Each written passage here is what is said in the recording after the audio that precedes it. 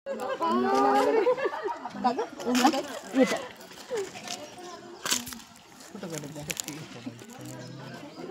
मनीषा, मनीषा तू त्यांच्यासोबत आहे. नाही त्यांच्याकडे लग्न आहे. मणी ए इकडे इकडे. मनीषा तू यांच्यासोबत आहे. मी कशाला राहावं लागतं असं असतं. 8-9 मार्च 2025 रोजी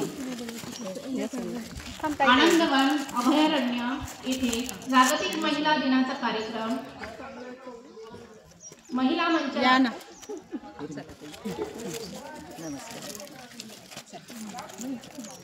अखिल महिला मंच वरोरातर्फे जागतिक महिला दिनाचा कार्यक्रम इथे आयोजित केलेला आहे. त्या प्रित्यर्थ जमलेल्या सगळ्या महिला भगिनी यांचे सर्वप्रथम मी हार्दिक अभिनंदन आणि स्वागत करीत आहे.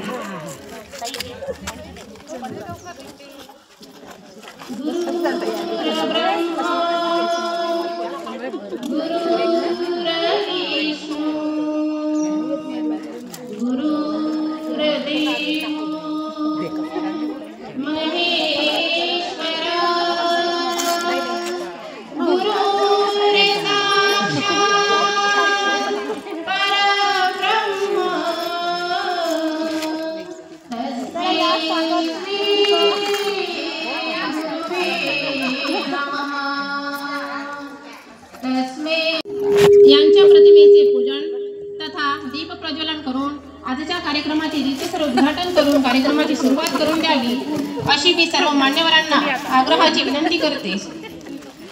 त्याचप्रमाणे सामाजिक कार्यकर्ता माननीय सोनूताई येवले या सुद्धा इथे उपस्थित झालेल्या आहे.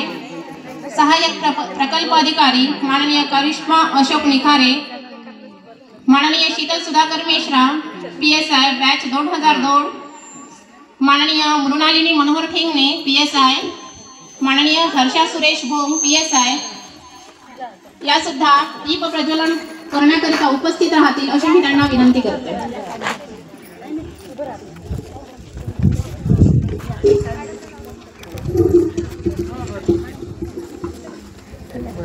कधी वाट ही काड्या कुट्ट अंधाराची, कधी वाट ही लक्ष लक्ष दीपांची, कधी वाट ती भासे काटेरी, ध्येयाप्रत नेणारी वाट ही कार्यप्रकाशाने उजळते. सुमंगल अशा या वातावरणात समयीच्या उजळल्या वाती मान्यवरांनी त्यांच्या शुभ हस्ते प्रज्वलित कराव्या ज्ञानज्योती.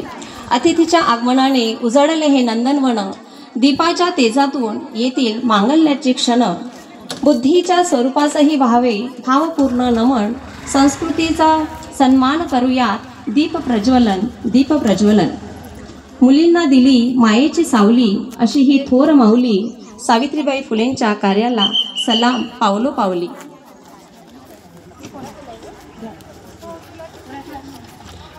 ज्यांच्यामुळे मिळाला आम्हा मान सन्मान असा पवित्र धर्मग्रंथ म्हणजे भारतीय संविधान, डॉक्टर बाबासाहेब आंबेडकर ज्यांचे नाम अशा महान शिल्पकारास कोटी कोटी प्रणाम. स्फूर्ती आणि चैतन्याची अशी ही थोर माऊली, तिच्या शौर्यरूपी कार्याला सलाम पावलो पावली. शूरवीर वीरांगणा म्हणून गायली जाते गाथा, अशा राजमाता जिजाऊच्या चरणापाशी टेकवू माथा, टेकवू माथा.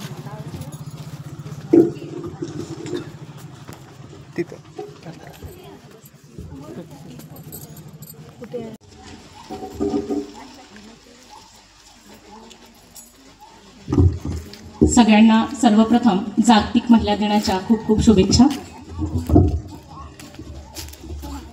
या ठिकाणी आम्ही एक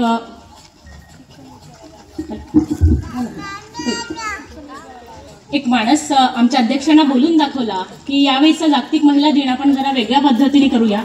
कारण आपण सगळीकडे बघतो आहे की प्राथमिक शिक्षणाचा टक्का हा घसरलेला आहे आणि जिल्हा परिषद शाळांचा शैक्षणिक स्तर हा खाली खाली जातो आहे असं बघतो आहे. आणि दुसरीकडे आपण वेगळं चित्र बघतो आहे की ज्या प्रशासकीय सेवा आहे त्यामध्ये ह्या जिल्हा परिषदच्या विद्यार्थीच पुढे असलेले दिसत आहेत. आणि म्हणून मग आम्हाला असं वाटलं की बाकी ठिकाणांवरून त्यांचा सत्कार होतो आहे, त्यांचा सन्मान होतो आहे, त्यांचं कौतुक होत आहे आणि घरून जर झालं नाही तर ते काही बरं दिसणार नाही. आणि जेव्हा घरून आपला सत्कार होतो, सन्मान होतो, त्यावेळी एक वेगळं बळ निर्माण होतं.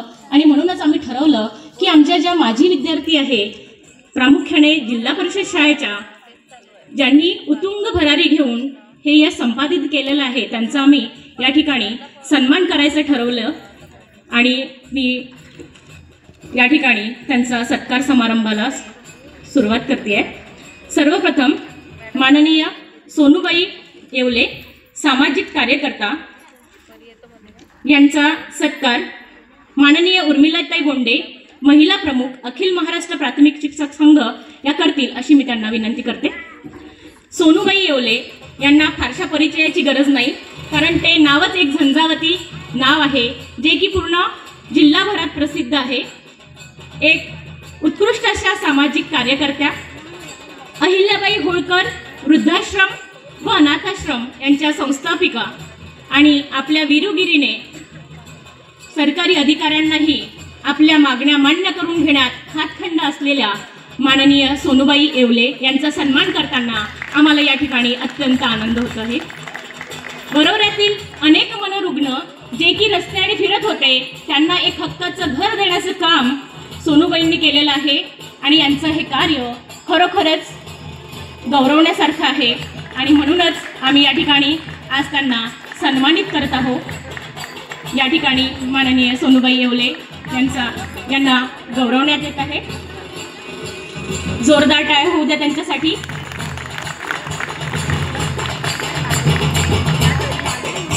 आमच्या दुसऱ्या सत्कार मूर्ती आहे माननीय करिश्मा अशोक निखारे, सहाय्यक प्रकल्प अधिकारी वर्ग 2 अशी त्यांची निवड झालेली आहे. यांना सुद्धा माननीय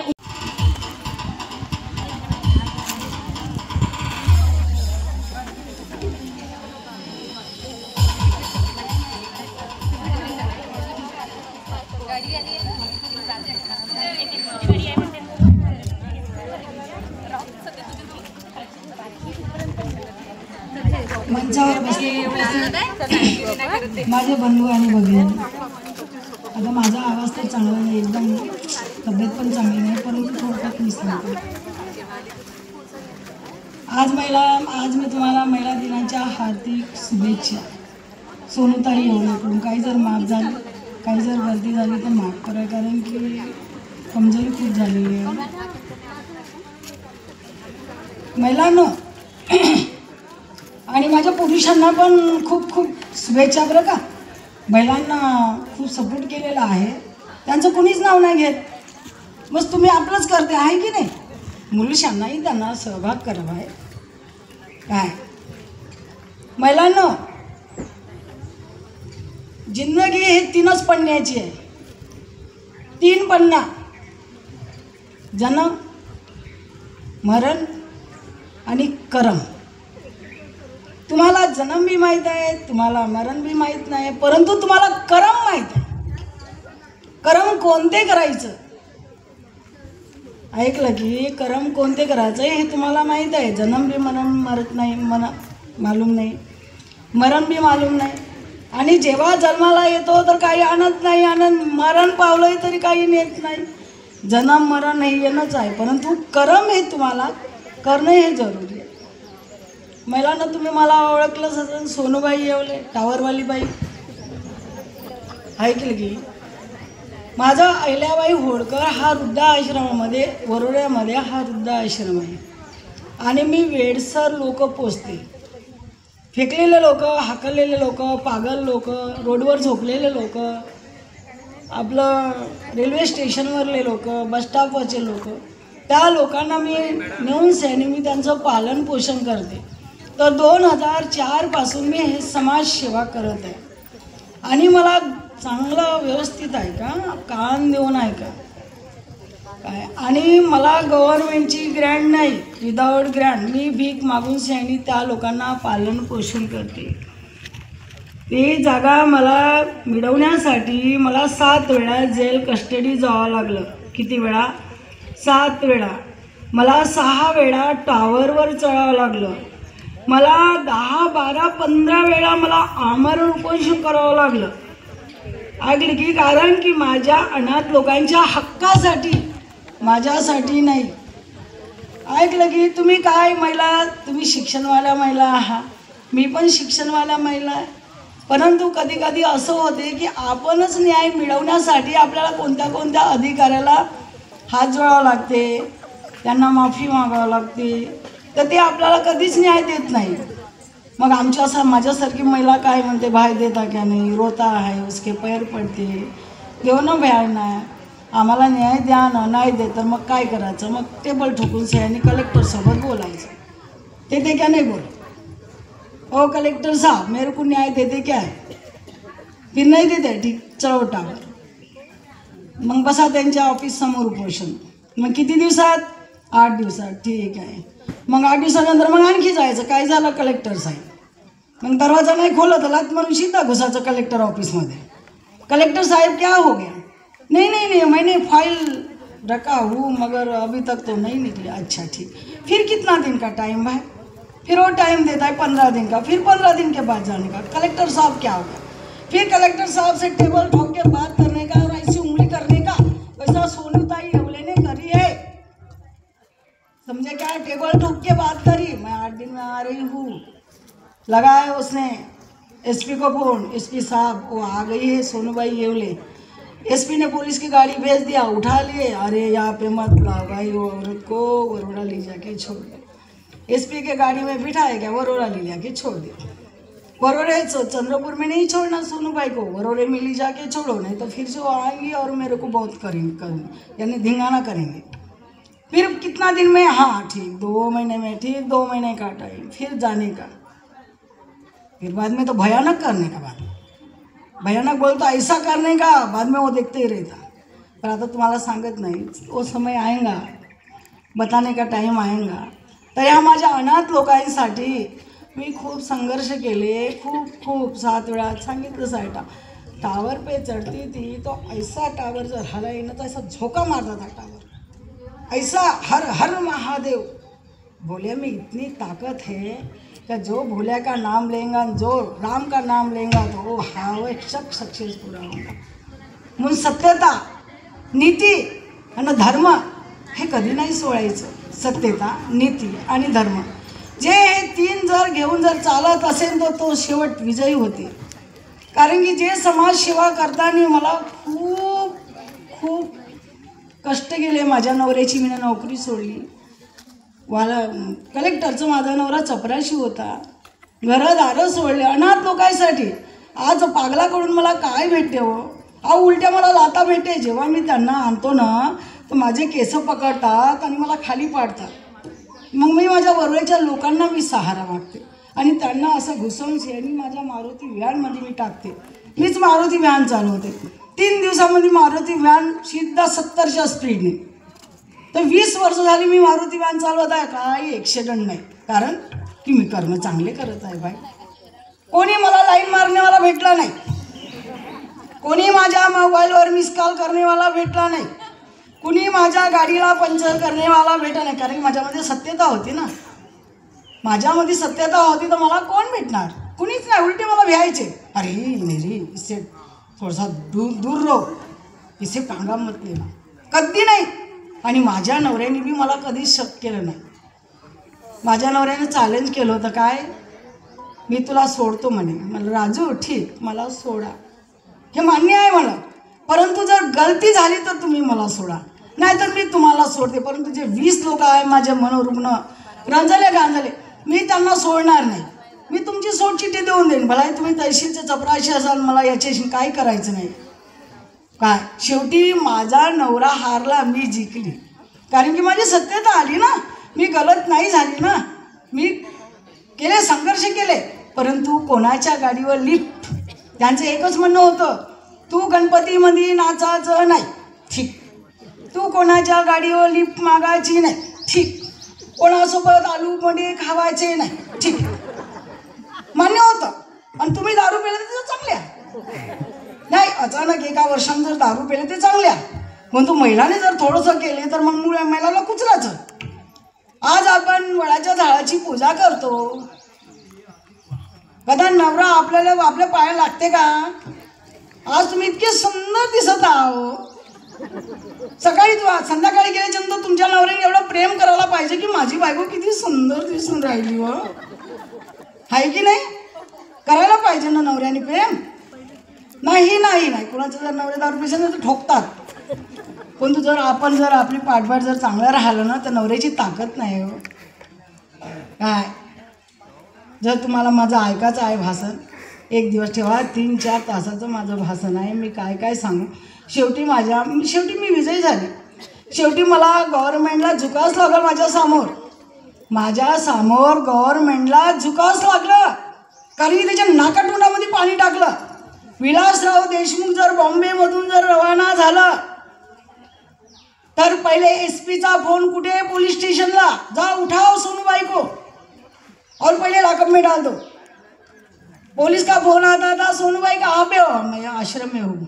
अरे कुछ करेंगे तो नहीं ना? बोली कौन आ रहा है? विलासराव देशमुख. सोनूबाई आई, गाड़ी उठाए, लेके चले गए. जब वो विलासराव देशमुख रवाना होता था तो तेव्हा मला सोडते थे. अनीस अहमदचे भाषण बंद, विलासराव देशमुखचे भाषण बंद. अरे उचला सोनूबाईले.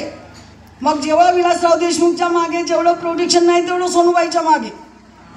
मग जेव्हा तो रवाना जायचा मग तेव्हा मला सोडायचं भाई, कारण की मी सत्यता होती ना, मी गलत नव्हती आणि मला भीती ही वाटायचीच नाही, बिलकुल नाही, कुणालाच नाही. नाही कलेक्टर, नाही SP, नाही पोलीस स्टेशन, नाही कुणालाच नाही. जाऊन से टेबल ठोकून से कलेक्टर सोबत बोलायचे. क्या करना है? एक तो अंदरच करेंगे ना, केसेस लगाएंगे ना, बाकी क्या करेंगे? डंडे नहीं मारेंगे. पगार 35,000 रुपये पगार. आणि ती बाई कोणाला पोचते? बेसहाऱ्या लोकांना. कुठे भीक मागते. असे तुकडे बनवायची, याचे 4 तुकडे करायचे. पहिल्या घरी जायचं, बुडाबुडीला म्हणायचं, ए अय्मा हिच्या मागे पागल आहे, ही चांगली आहे, ए दरवाजा लाव. आणि नाही तर घरात घुसल, सोना वगैरे बरोबर ठेव. हा ठीक बाबा. दुसऱ्याकडे जायचं, ती दरवाजा लावायची, खिडकीतून पाहायची, हे गेली का? हो गेली, समोर गेली. तिसऱ्या घरी जायचं, ओळखायचं, तर मग तिथून डाळ द्यायचे, तर डाळीमध्ये इल्ल्या ते बांधायची. महिलांना रडते, खूप रडते महिलांना. समाजसेवा म्हणलं खूप ईश्वर सेवा आहे. तिसऱ्या घरी जायची, तिथे गहू द्यायचे, तिथे ते खरा. अशा गोटोड्या सोडू आणून शानी माझ्या आश्रममध्ये आणून पाकडायचा माझा नवरा. काय माझं सोनू, अरे मी माझ्या ड्युटीचा पैसा एवढा भेटते, एवढीशा अनाजासाठी दारू लागली. हो ना राजू, आपण नाही मागू ताई, पालनपोषण कसे करणार राजू? आता की नाही असं हे मागू आणलं. आणि आता माझ्या आश्रमाला 30 वर्ष झालेले. आता बिन मागे हुए माझ्याकडे लोक आणून देतात, बिन मागल्याने. मुलगाही बोलते सोनूबाई, बच्ची बोलते सोनूबाई, बाबा. मला जास्त मॅडम कोणीच नाही म्हणत, सोनूबाई, आमची सोनूबाई. पोलीसवाले आमचे बहिणा, मेरी बहिणा. काय ठाणेदार खूप माझा सन्मान करतात. ठाणेदार राहो, पोलीसवाले राहो, काय सगळे. कारण की मी आहे ना थोडीशी त्याच्या बजेटमध्ये बसण्यालायक आहे ना, काय म्हणून ते माझे सन्मान करतात. मी माझं इमान नाही खोवलं. जी बाई जर चांगली नेकीनं जर राहिली, तिच्या नवऱ्याची प्रेस्टीज, तिच्या पोराबाराची इज्जत, तिच्या रिश्तेदाराची इज्जत खूप वाढते. काय गेलेली केस बी माहीत पडते आणि ओके केस बी माहीत पडते. मी पूर्ण जिल्ह्यात फिरली, परंतु कुणीच मला, मी काय म्हटलं, माझ्या मोबाईलवर कुणी मिस कॉल मारलेला नाही, कधी माझ्या गाडीला कोणी पंक्चर केलेलं नाही, आणि नाही मला कधी आडी झाली. एक मारुती व्हॅनवाला मला भेटला बोड्या चौकात, हायफेवाला मारुती व्हॅन होता चांगला. त्याने थांबवलं. म्हटलं तुम्ही 2 दिवसापासून तुम्ही गाडीच मला आडवी करता काहून भाऊ? म्हटलं नाही म्हणे, तुमच्यासोबत बोलायचं आहे गो म्हणे, तुम्ही खूप सुंदर दिसत्या. अच्छा, मी सुंदर आहे हे मालूम आहे, परंतु मी पटणारी बाई नाही कोणाला. तुम्हाला बोलायचं आहे तर माझ्या आश्रममध्ये चला. माझा नवरा राहते 20 गोकुळामध्ये आहे, माझा पोरगा राहते, आरामशीर बसून. म्हटलं मला बहीण मानायचं, एकाएकी नारीवर अशी आपली इच्छा नाही करायचं.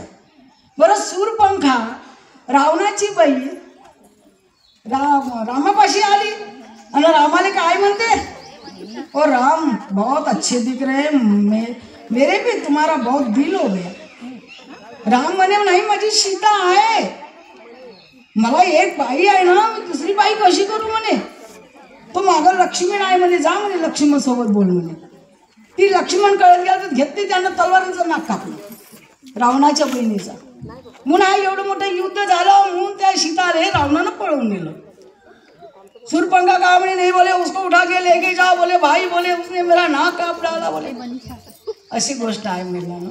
म्हणून आपण जर चांगलं राहिलं ना, आपल्यावर कोणीच वार करत नाही, नाही आपल्या नवऱ्यावर, नाही आपल्या पोराबारावर, काही आपलं वाया जात नाही.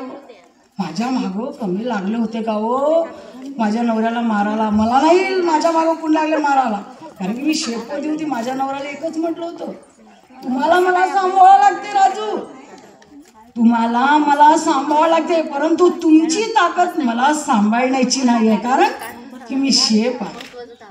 माझ्या बाऱ्यामध्ये तुम्हाला कुणीच खोट दाखवणार नाही.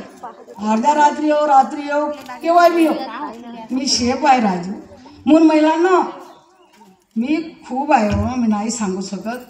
एवढंच मी बोलते आणि तुम्हाला खूप खूप आणखी शुभेच्छा देते.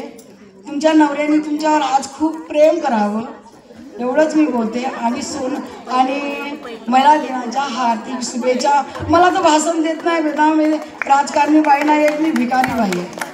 आणि तुम्हाला दान द्यायचं असेल तर माझ्या आश्रमामध्ये या, मी 1 रुपया बी दान स्वीकारते, 1 रुपया बी दान स्वीकारते. तुमचे पुराणे कपडे स्वीकारते, तुमच्या चपला स्वीकारते, तुमचे तुटलेले फुटलेले भांडे स्वीकारते, कारण की मला समाजसेवा करायची आहे ना.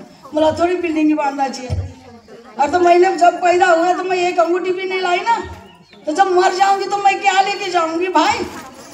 नंगा आता है, नंगा जाता है, कुछ नहीं लेके जाता है, सिर्फ नाम में कमी रहता है, या इज्जत रहती है, बाकी कुछ नहीं होता है. सगळ्यांना माझा नमस्कार, जय भीम, सलाम वालेकुम. चूक झाली असं माफ करा.